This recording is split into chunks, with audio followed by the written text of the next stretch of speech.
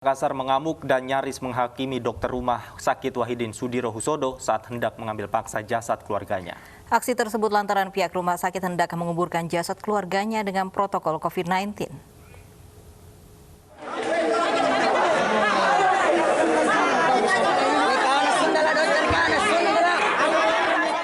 Puluhan warga kota Makassar ini menyerbu rumah sakit Wahidin Sudirohusodo untuk mengambil paksa jenazah kerabat mereka. Warga mengamuk dan nyaris menghakimi dokter yang berusaha menenangkan. Keluarga pasien bahkan histeris dan tak kuasa menahan tangis. Kericuan dipicu keluarga yang tak terima jenazah kerabat mereka akan dimakamkan dengan protokol COVID-19. Keluarga berkeras, pasien meninggal akibat operasi pasca kecelakaan dan bukan akibat COVID-19. Sementara pihak rumah sakit menegaskan masih menunggu hasil swab pasien sebelum memutuskan langkah selanjutnya. Hasilnya belum keluar, pasiennya kan sudah meninggal. Sehingga kemarin itu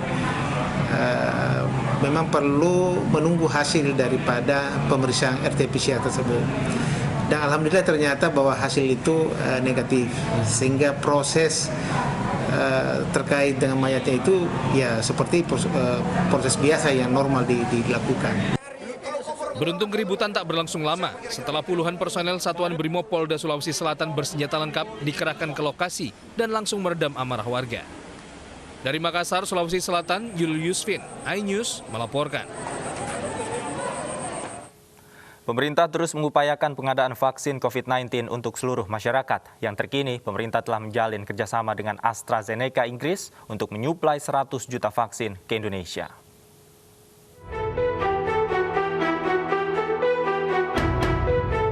Pemerintah Indonesia terus menjajaki kerjasama dengan pabrikan vaksin dan negara-negara di dunia untuk pengadaan vaksin bagi masyarakat. Yang terkini, Menteri Luar Negeri dan Menteri BUMN telah menemui manajemen pabrikan vaksin asal Inggris, AstraZeneca. AstraZeneca telah menyanggupi permintaan 100 juta vaksin yang akan dikirim semester awal tahun 2021. Indonesia telah menyampaikan permintaan penyediaan vaksin sebesar 100 juta untuk tahun 2021. Pihak AstraZeneca menyambut baik permintaan tersebut. Pengiriman pertama diharapkan dapat dilakukan pada semester pertama tahun 2021 dan akan dilakukan secara bertahap. Sementara pemerintah memastikan 30 juta dosis vaksin COVID-19 akan diterima Indonesia pada kuartal 4 tahun ini. Jumlah ini akan terus bertambah di tahun 2021 mendatang. Sinovac akan mengirimkan 1,5 juta dosis vaksin di minggu pertama November dan jumlah yang sama di minggu pertama Desember. Sementara Sinopharm akan mengirimkan 5 juta dosis vaksin di bulan November. Sinopharm akan mengirimkan total 15 juta dosis vaksin ke Indonesia. Sedangkan CanSino akan mengirimkan 100.000 dosis vaksin di bulan November, yang diikuti 20 juta dosis vaksin di tahun 2021 mendatang. Dan yang terakhir, sesuai dengan kesepakatan pemerintah Indonesia, AstraZeneca menyanggupi mengirim 100 juta dosis vaksin di awal tahun 2021. Tim Liputan iNews melaporkan.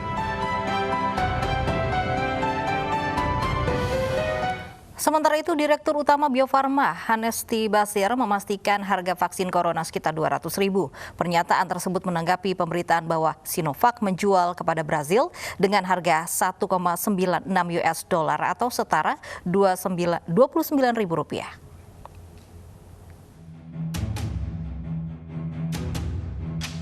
Direktur Utama PT Bio Farma Persero, Hanesti Basir, menyebutkan harga vaksin COVID-19 di kisaran Rp200.000 per dosisnya. Harga dinilai tidak akan memberatkan masyarakat. Menurut Hanesti, dalam penentuan harga vaksin ada beberapa faktor yang menentukan. Salah satunya adalah tergantung pada investasi pada studi klinis fase 3, terutama dalam uji efikasi dalam skala besar. Hal ini juga bakal diikuti untuk penentuan harga di Indonesia. Indonesia telah menyampaikan permintaan penyediaan vaksin sebesar 100 juta untuk tahun 2021. Pihak AstraZeneca menyambut baik permintaan tersebut. Pengiriman pertama diharapkan dapat dilakukan pada semester pertama tahun 2021 dan akan dilakukan secara bertahap. Bila dibandingkan dengan harga vaksin yang dipatok pabrikan di sejumlah negara di dunia, harga vaksin yang ditetapkan Bio Farma tergolong murah. Kerjasama dan perjanjian antara pabrikan dengan negara sponsor ikut menjadi faktor penentu harga vaksin. Dikumpulkan dari berbagai sumber, sejumlah pabrikan vaksin di dunia telah mematok harga vaksin COVID-19. Pabrikan asal Amerika Serikat Moderna Incorporation mematok harga Rp360.000 hingga Rp430.000 per dosis. Harga vaksin produksi Moderna jauh lebih murah ketimbang harga yang dipatok pesaingnya, Pfizer, yang menjual vaksin seharga Rp564.000 per dosis. Sementara pabrikan asal Inggris AstraZeneca memberi harga khusus bagi pemerintah Amerika Serikat Rp57.000 per dosis. Hal ini sebagai imbal balik dukungan dana dari pemerintah Amerika Serikat atas pengembangan vaksin AstraZeneca. Sedangkan pabrikan asal Cina, Sinovac, mematok harga berkisar Rp148.000 hingga Rp296.000 per dosis. Harga ini jauh lebih murah ketimbang yang dipatok pesaingnya, Sinopharm, yang menjual vaksin seharga Rp1 juta per dosis. Terlepas dari kisaran harga vaksin yang dipatok pabrikan, sudah menjadi kewajiban pemerintah untuk menyediakan layanan kesehatan yang terjangkau oleh masyarakat.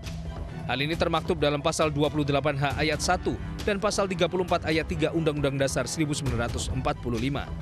Tim Liputan 9 News melaporkan. Pemerintah terus mengupayakan percepatan pengadaan vaksin COVID-19. Menteri Luar Negeri, Menteri Kesehatan, dan Menteri BUMN saat ini tengah berada di Inggris untuk membawa 50 juta vaksin pertama dari 100 juta yang dipesan.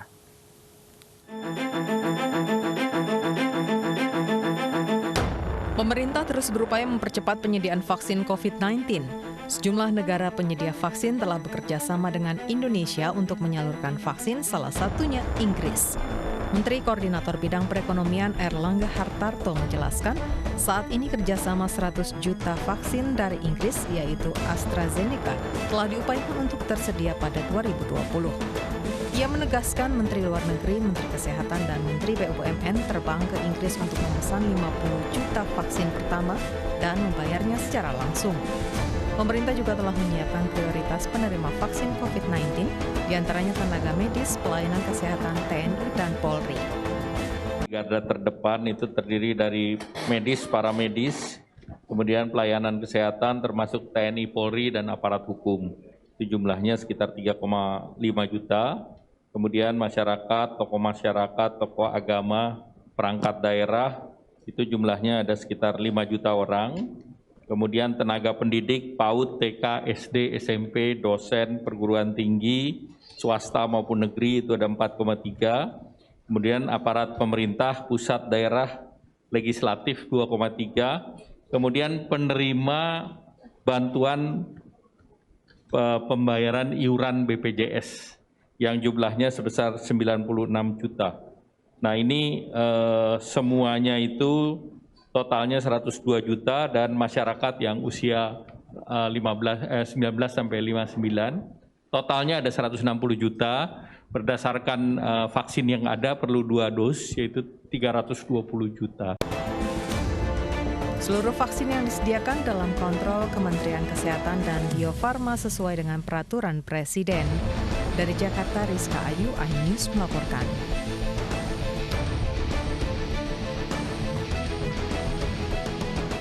Kita beralih ke informasi lain pemirsa. Selain tanaman, salah satu hobi yang juga sedang naik daun di era pandemi adalah memelihara kura-kura darat. Melejitnya hobi ini pun diikuti dengan meroketnya omset pembudidaya reptil yang mencapai ratusan juta rupiah per bulannya. Berawal dari hobi, sejak tahun 2017, sekelompok pemuda di Bogor, Jawa Barat mengembangkan spesies reptil menjadi bisnis. Beragam spesies tersedia mulai dari kura-kura, ular, hingga kadal. Dan di era pandemi ini, permintaan reptil terus naik, terutama spesies kura-kura. Harga yang ditawarkan pun tak main-main, mulai ratusan ribu hingga puluhan juta rupiah, tergantung dari jenis, ukuran, juga nilai kelangkaan kura-kura.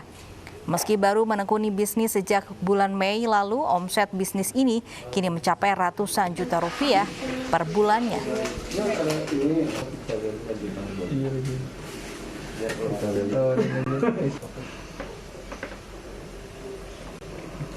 Nah, jika Anda tertarik untuk memelihara kura-kura di masa pandemi ini, kami ajak Anda bergabung dengan Menia Mutiara langsung dari Kota Bogor, Jawa Barat.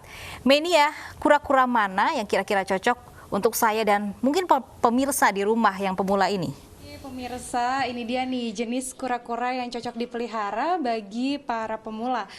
Kita bisa lihat di sebelah sini ada namanya yellow belly. Kalau dari ukuran dan juga jenisnya yaitu kura air sangat mudah dipeliharanya. Kalau sekilas sebagai awam sih kita lebih mengenalnya dengan kura-kura Brazil, namun ternyata berbeda dari motif tempurung dan juga asalnya, yakni ini dari Amerika. Nah, langsung aja deh, untuk mengetahui lebih mendalam, saya sudah bersama dengan Mas Syafiq, pembudidaya kura-kura dan juga spesies reptil lainnya. Halo Mas Syafiq, apa kabar? Ya, baik. Oke, Mas, langsung aja nih, kalau boleh tahu gimana sih cara perawatan kura-kura di sini gitu? Dan ini kan kalau kita lihat jenisnya banyak banget ya. Itu apa yang membedakan kura-kura ini? Di sini kan ada dua jenis ya, ada kura darat sama kura air. Untuk kura air sendiri, yang penting dijaga kebersihan airnya. Kemudian rutin dijemur ya, rutin dijemur, sama pakan divariasi untuk biar lebih terpenuhi nutrisinya. Oke, baik. Selain kura-kura kan ada spesies reptil lainnya nih kayak yang lagi dipegang nih Mas. Ini ular apa sih Mas? Terus kita lihat juga di belakang sini ada kadal namanya beard dragon ya Mas ya. Itu boleh dijelasin ini ular apa dan seperti apa? Oh, ini bau python. Dia kalau misalkan, kenapa sebutnya bau python, dia kalau lagi bertahan ya atau takut, dia bentuk bola gitu.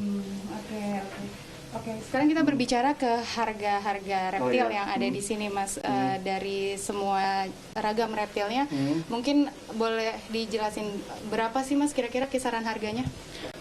Dari 190.000 sampai ke 25 juta.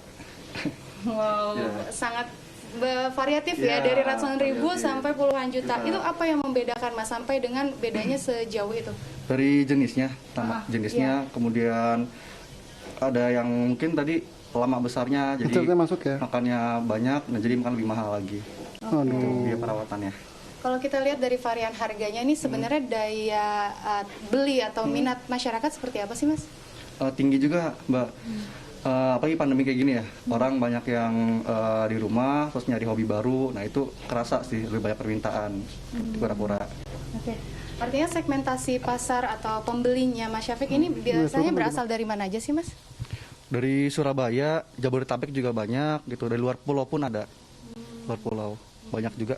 Oke, kalau gitu sekarang kita berbicara mengenai asalnya si kura-kura atau reptil-reptil yang ada di sini. Ini sebenarnya berasal dari mana Mas? Mas Syafiq dapat di lokal atau mungkin dari luar negeri?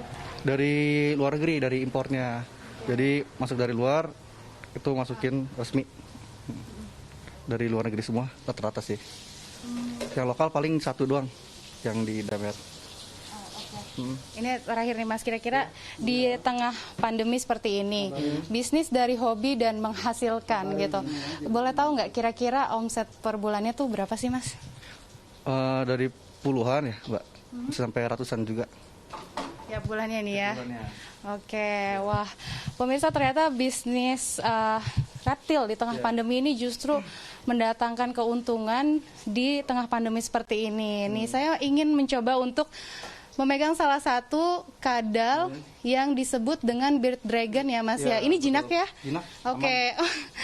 Ini dia pemirsa beard dragon atau kadal yang berjanggut disebutnya. Kenapa beard dragon? Karena dia memiliki janggut di sini, jinak dan juga gampang, mudah merawatnya. Untuk ular sendiri juga lebih mudah lagi karena tidak perlu dilakukan berjemur ya Mas ya. Kalau yang beard dragon ini harus perlu dijemur. Jadi bagi pemirsa di rumah yang baru ingin memulai untuk memelihara spesies reptil ataupun kura-kura, ternyata memeliharanya cukup mudah dan harganya pun sangat variatif sekali. Davi dan Lovi kembali ke studio. Baik, itu lucu-lucu sekali ya. Boleh dibawakan satu kepada kami, Menia, ini satu kura-kura untuk saya, satu kadal untuk Lovi. Terima kasih Menia Mutiara melaporkan langsung dari Bogor, Jawa Barat.